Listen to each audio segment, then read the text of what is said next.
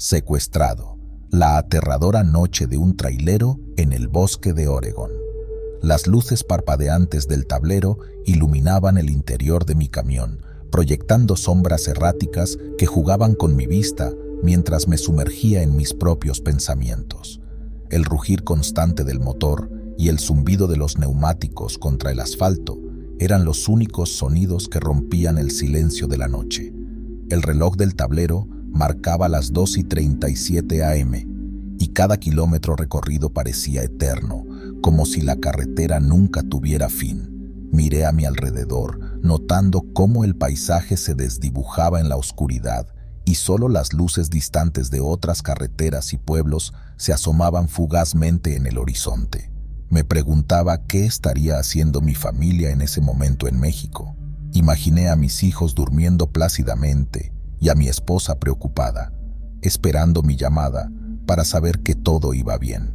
Había empezado a trabajar como trailero en Estados Unidos hace unos meses y, aunque no era el trabajo de mis sueños, me permitía enviar dinero a casa. La vida había sido dura desde que la fábrica cerró en mi pueblo, y venir a el norte parecía la única solución para mantener a flote a mi familia. Mi celular vibró, sacándome de mis cavilaciones. Era un mensaje del cliente. Asegúrate de no llegar tarde. Es importante. Sentí un nudo en el estómago. No conocía al cliente y solo había intercambiado algunos mensajes con él. Me había contactado a través de una página web de fletes y transportes, ofreciéndome un buen pago por una entrega urgente. No había detalles, solo una dirección y una hora. A pesar de las dudas que rondaban mi mente, la promesa de un pago generoso me impulsaba a seguir adelante. Ajusté el espejo retrovisor, respiré hondo y aumenté la velocidad. Esa noche tenía un trabajo que hacer y no podía permitirme distracciones. Sin embargo, no podía evitar sentir que algo extraño estaba por suceder. El manto estrellado se extendía sobre mí y la luna llena intentaba filtrar su luz a través de las densas copas de los árboles. Los faros de mi camión apenas lograban iluminar unos metros del serpenteante camino. Las sombras creadas por las ramas retorcidas daban la sensación de que el bosque cobraba vida a mi alrededor, moviéndose y susurrando secretos oscuros con cada ráfaga de viento. A pesar de haber viajado por muchas carreteras en mi vida de trailero, esta en particular tenía algo inquietante. Cada curva parecía esconder algo, y más de una vez me pareció ver figuras moviéndose entre los árboles, aunque siempre lo atribuía al cansancio o a mi imaginación jugándome una mala pasada. Decidí encender la radio para distraerme, pero lo único que encontré fue estática. Giré la perilla de estación en estación, pero solo logré captar fragmentos de voces distorsionadas que se perdían entre la interferencia. Frustrado, la apagué y me concentré en el camino. El aire comenzó a enfriarse aún más y una densa niebla empezó a surgir de entre los árboles, limitando aún más mi visibilidad. La sensación de aislamiento era abrumadora. Sin señal en el teléfono y sin otra alma a la vista, me sentía como si hubiera entrado en otro mundo, un mundo donde solo el bosque y yo existíamos. Recordé historias que había escuchado sobre viajeros que se perdían en los bosques de Oregón, de caminantes que afirmaban ver luces extrañas y sentir presencias no deseadas. Aunque siempre había sido escéptico sobre tales relatos, en ese momento no pude evitar sentir que no estaba solo en aquel vasto y oscuro bosque. Con cada kilómetro que avanzaba, el camino se estrechaba y la vegetación se tornaba más densa. Me preguntaba cuánto faltaba para llegar a mi destino y si realmente había sido una buena idea adentrarme en este lugar tan apartado y misterioso. Pero no había vuelta atrás, y mi determinación por completar el trabajo y ayudar a mi familia me empujaba a seguir adelante, sin importar lo que me esperara en la profundidad del bosque de Oregón. El claro estaba bañado por la luz plateada de la luna, y en medio de ese espacio el molino se erguía como un gigante de tiempos olvidados, con sus ventanas rotas y su madera desgastada por el paso del tiempo. El suave murmullo del agua cercana sugería que alguna vez fue un molino de agua, usado para moler granos o quizás para producir energía. Las velas, dispuestas en un perfecto círculo, proyectaban un resplandor anaranjado que hacía contrastar aún más la oscuridad de las túnicas de aquellas misteriosas figuras. Sus rostros estaban ocultos bajo las capuchas y sus movimientos eran lentos y deliberados. De vez en cuando, alguno de ellos levantaba las manos y pronunciaba palabras en un lenguaje que no reconocía. No había ningún otro vehículo a la vista, lo que me hizo pensar cómo habían llegado allí. ¿Habrían caminado desde algún punto distante del bosque?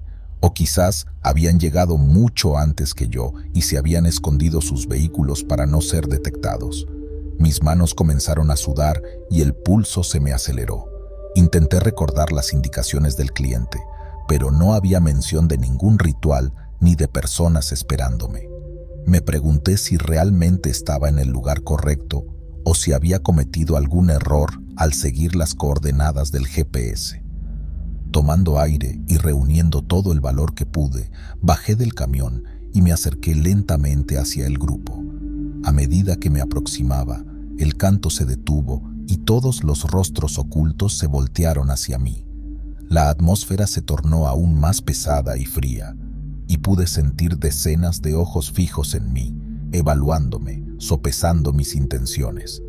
De repente, una de las figuras se adelantó, revelando un rostro de una mujer mayor con arrugas profundas y ojos penetrantes. Con una voz rasposa, pero extrañamente calmante, me preguntó si había traído la entrega. Asentí con la cabeza, recordando las cajas en la parte trasera del camión. Con un gesto de su mano, indicó que la siguiera, y aunque cada fibra de mi ser me decía que debía huir, pensé en mi familia, en las promesas que había hecho y en la paga que recibiría al finalizar el trabajo. Con una mezcla de determinación y temor, me adentré en la desconocida ceremonia, esperando que todo terminara sin problemas y poder regresar a salvo a casa. Me bajé del camión, y antes de que pudiera decir algo, uno de ellos se acercó y me indicó que dejara la carga dentro del molino. Cuando entré, me percaté de que las paredes estaban cubiertas de símbolos extraños y había un altar en el centro con herramientas que parecían de sacrificio. Mi corazón empezó a latir con fuerza. Las viejas tablas del piso crujían bajo mis pies con cada paso que daba. La tenue luz de las velas que se colaba por las ventanas rotas permitía ver el interior del molino, pero apenas podía distinguir los detalles. El aire en el interior estaba cargado de un aroma a madera vieja, mezclado con un olor metálico que me recordaba al hierro. Aunque el lugar había estado abandonado durante mucho tiempo, parecía que había sido recientemente utilizado para rituales o ceremonias. Los símbolos en las paredes eran desconocidos para mí. Algunos parecían representar animales o figuras humanas, mientras que otros eran patrones geométricos que daban vueltas en espirales infinitas. No pude evitar que mi mente vagara hacia leyendas de cultos y rituales antiguos que había escuchado en historias de fogatas o en programas de televisión. Pero verlo en persona, sentir la atmósfera opresiva y el silencio sepulcral, era una experiencia completamente diferente.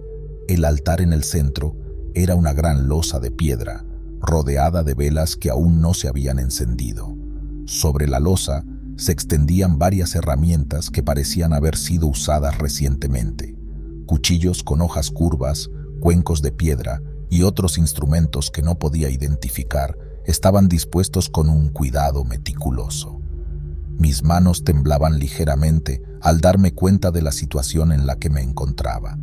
Me maldije internamente por no haber investigado más sobre el cliente o haber pedido más detalles sobre la entrega. Pero ahora, rodeado de personas en túnicas y en un lugar que parecía sacado de una película de terror, no tenía más opción que seguir adelante.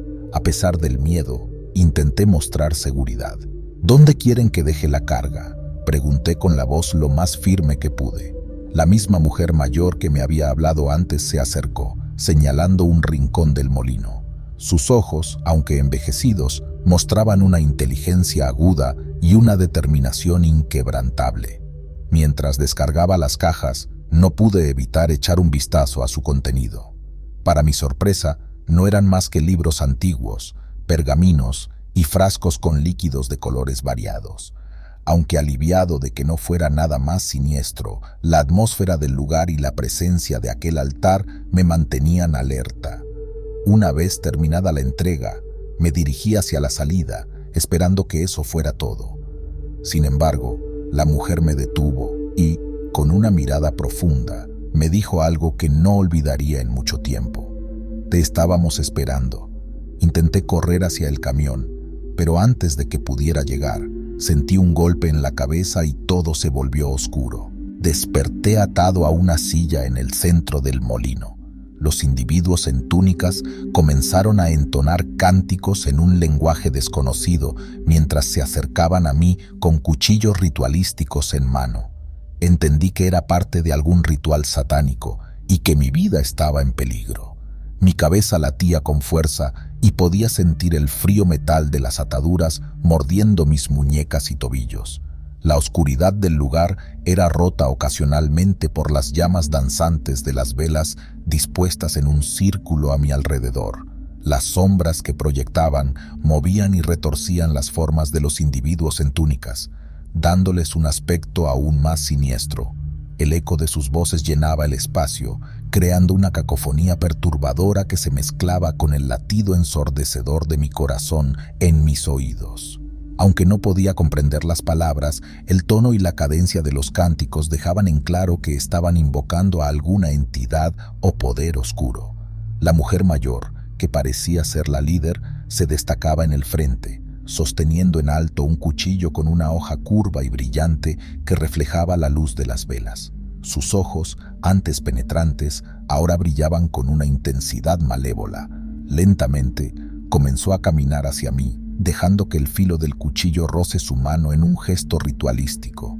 Intenté gritar, pedir clemencia, pero una mordaza en mi boca ahogaba cualquier sonido. La desesperación se apoderó de mí, y las lágrimas comenzaron a rodar por mis mejillas. Cada paso que la mujer daba resaltaba la cruel realidad de mi situación. Estaba a merced de este culto y de sus oscuros propósitos. Fue entonces cuando, desde un rincón oscuro del molino, se escuchó un crujido, seguido de un grito apagado. Todos se voltearon hacia el origen del sonido, y en ese breve momento de distracción, sentí que algo afilado cortaba las ataduras de mis muñecas. Al mirar hacia abajo, vi una pequeña navaja abierta junto a mi mano. Sin perder tiempo, y aprovechando el desconcierto general, corté rápidamente las demás ataduras y con todas las fuerzas que pude reunir me abalancé hacia la ventana más cercana, rompiéndola y lanzándome al exterior. Corrí a través del bosque, impulsado por el puro instinto de supervivencia, mientras escuchaba los gritos y cánticos de los individuos en túnicas resonando a lo lejos. No supe cuánto tiempo pasó antes de que finalmente encontrara una carretera y pudiera pedir ayuda. Aunque estuve a salvo, las cicatrices mentales de esa noche me persiguieron por mucho tiempo, y siempre me quedó la incertidumbre de quién o qué había dejado esa navaja para que pudiera escapar.